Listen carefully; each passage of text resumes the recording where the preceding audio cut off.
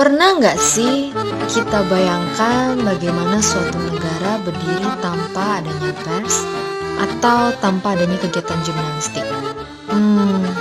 Ibaratnya nih, bagai siang tanpa mentari, malam tanpa rembulan. Kita tidak akan tahu apa yang dilakukan oleh orang lain. Perkembangan dunia akan terkesan lamban, karena informasi hanya dapat diketahui melalui percakapan langsung. Untuk itu, pers memiliki peranan yang sangat penting, terutama di Indonesia.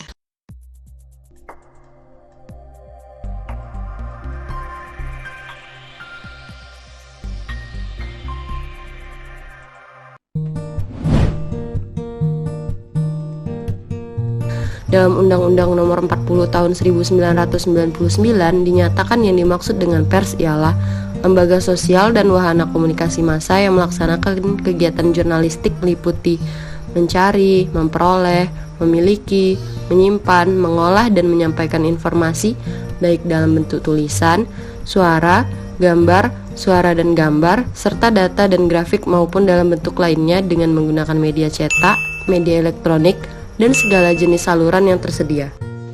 Kilas balik yuk, sejarah pers di Indonesia.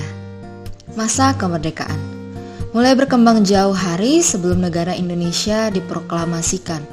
Pers telah dipergunakan oleh para pendiri bangsa sebagai alat perjuangan untuk memperoleh kemerdekaan. Masa Orde Baru. Pada era Soeharto, pers dinyatakan sebagai salah satu media pendukung keberhasilan pembangunan.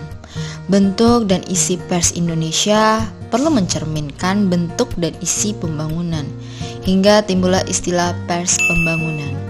Dari kenyataan ini terlihat bahwa pers Indonesia tidak mempunyai kebebasan karena pers harus mendukung program pemerintah Orde Baru. Pers sangat tidak diharapkan memuat pemberitaan yang dapat ditafsirkan bertentangan dengan program pemerintah Orde Baru. Tanggung jawab pers bukan pada masyarakat, melainkan pada penguasa baru. Era Reformasi. Pers pada masa reformasi mendapatkan kebebasan ketika Habibie naik menjadi presiden menggantikan Soeharto. Pers Indonesia tidak lagi menganut kebebasan dengan kontrol pemerintah, melainkan menjadi pers bebas dan memiliki tanggung jawab kepada kepentingan umum. Kelebihan adanya kebebasan pers pada masa reformasi membuat masyarakat bisa menyampaikan pendapatnya dengan leluasa lewat media massa. Namun, sayangnya pada kebebasan yang bersifat euforia, ada pula sisi negatif dari kemerdekaan, diantaranya kurangnya kontrol terhadap pertumbuhan media massa baru, dan isi beritanya yang kerap bersifat menghasut, sensasional, dan mengarah kepada hiburan berbau seksual, serta liberalisme ekonomi dan budaya di media massa yang mengabaikan unsur pendidikan sehingga kurang baik untuk generasi muda. Sistem pers Pancasila. Pentingnya pers Pancasila dikembangkan terutama untuk menghilangkan konflik ideologi yang terjadi dalam pers sejak masa revolusi, karena pers memiliki dan mengembangkan ideologi yang berbeda satu dengan yang lainnya. Hal ini dapat kita sebut juga dengan aliran politik.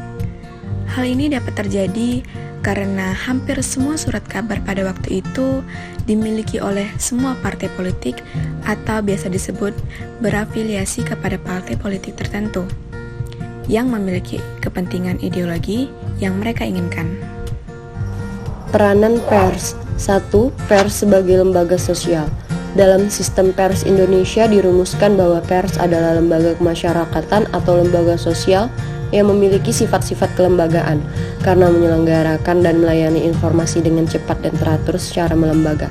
Informasi yang disalurkan dan disebarluaskan oleh pers kepada khalayak, heterogen dan anonim itu diolah dalam sebuah organisasi yang dapat melibatkan pembiayaan yang besar. Karena itu, pers kemudian berkembang sebagai industri jasa yang bersifat otonom dan profesional serta mendatangkan keuntungan finansial. Pers sebagai media komunikasi massa. Selain sebagai lembaga kemasyarakatan atau lembaga sosial, pers disebut juga sebagai media atau wahana komunikasi massa.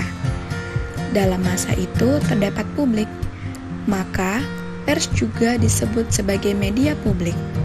Pada hakikatnya, Pers adalah alat komunikasi manusia dalam arti saluran dari pernyataan manusia yang bersifat umum atau terbuka dan aktual serta teratur waktu terbitnya dalam bentuk tercetak. Pers sebagai kegiatan jurnalistik. Pers merupakan media komunikasi massa yang melaksanakan kegiatan jurnalistik meliputi mencari, memperoleh, memiliki, menyimpan, mengolah, dan menyampaikan informasi baik dalam bentuk tulisan, suara, gambar, serta data dan grafik. Terima kasih sudah menonton video kami.